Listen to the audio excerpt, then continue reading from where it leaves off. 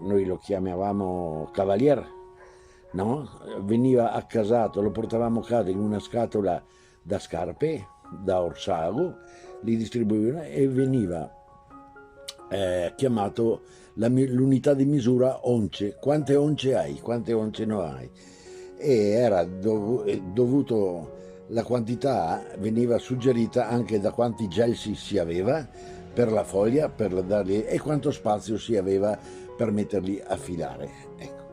Comportava un certo trambusto perché prima si metteva nei graticci in cucina che rimanessero un po' caldi, e man mano che crescevano si diradavano, si aumentavano i graticci e si mettevano più larghi, facevano 4 mute, dopodiché venivano portati a filare.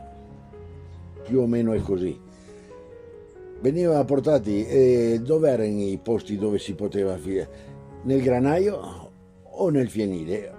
Tabià, chiamiamolo, perché il fienile è quello che si buttava giù il fieno dal piano sopra per somministrarlo alle mucche. Ecco, questo in linea di massima. Era un mestiere perché c'erano tutte le caccole che sporcavano, poi c'era da lavare il suolo perché facevano, era un mestiere un po' così, però era una risorsa. Allora, ogni oncia più o meno produceva un quintale di bozzoli, lo chiamavamo, prima scelta era il reale, e poi c'erano i macchiati, poi c'erano le falope, diciamo le falope e i bigat. Ecco, ecco, un quintale di bozzoli, le galette ci faceva guadagnare 100.000 lire. Occhio e croce era così, insomma, c'erano più bravi, meno bravi, uno produceva di più perché c'era un po' di sfida, però poi ti veniva il dubbio se le once erano reali o erano un po' abbondanti, e così il detto contadino si trasmetteva l'uno con l'altro, quello è stato più bravo, questo no. Comunque è stata una risorsa.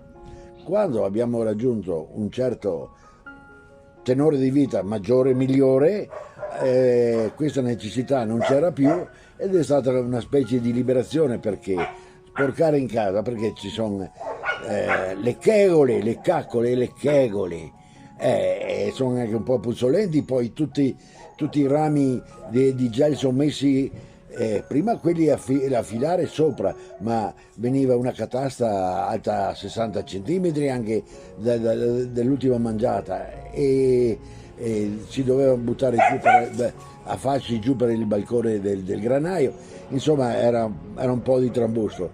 Quando ci siamo un po' messi meglio economicamente, questa attività è venuta meno. Ecco, tutto qua.